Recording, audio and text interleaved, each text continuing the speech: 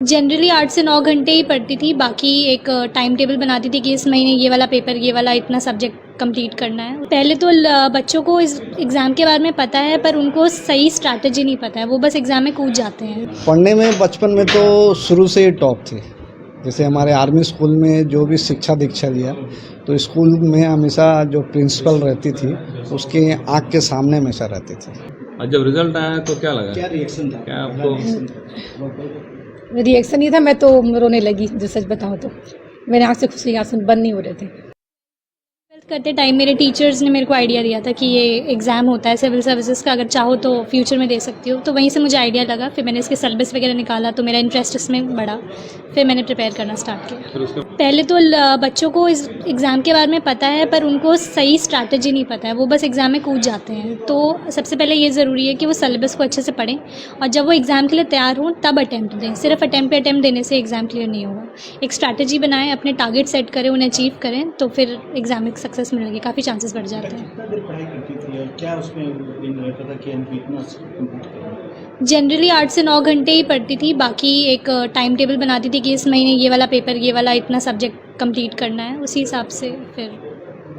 अब बचपन से स्टडी में कैसा रही शुरू से? मैंने बताओ, सोशल मीडिया दोनों ही aspect है है, उसमें। दोनों ही है। अगर आपको लगता है कि आप उसका ओवर यूज़ कर रहे हैं, आप उसके पढ़ाई को निगलेक्ट करके उसको यूज़ कर रहे हैं, तो आई थिंक उसको लिमिट कर देनी चाहिए। बट वहीं यूट्यूब वगैरह जो है उसमें काफ़ी अच्छे अच्छे कोर्सेज आजकल ऑनलाइन अवेलेबल हैं। तो अगर आपको दिल्ली नहीं जाना है तो फिर आप घर से रह के भी प्रिपेयर कर सकते तुमको हैं। इसका हेल्प मिला?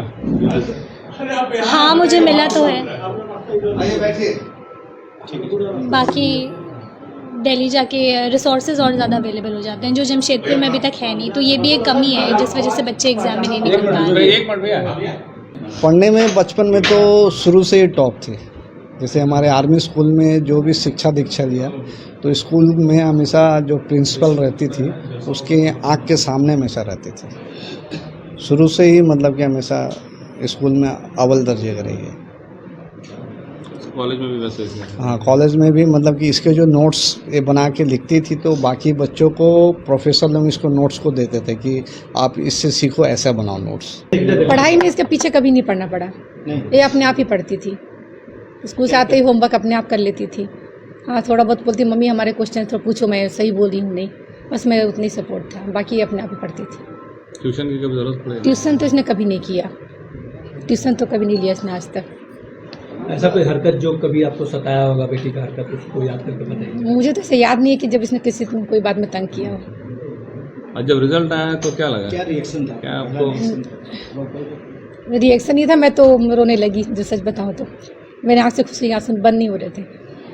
जैसे इसने बोला, इसने भी रोने, ये भी रोने लगी, हम भी रोने लगे। बाकी तो जैसे ऊपर वाले की मर्जी।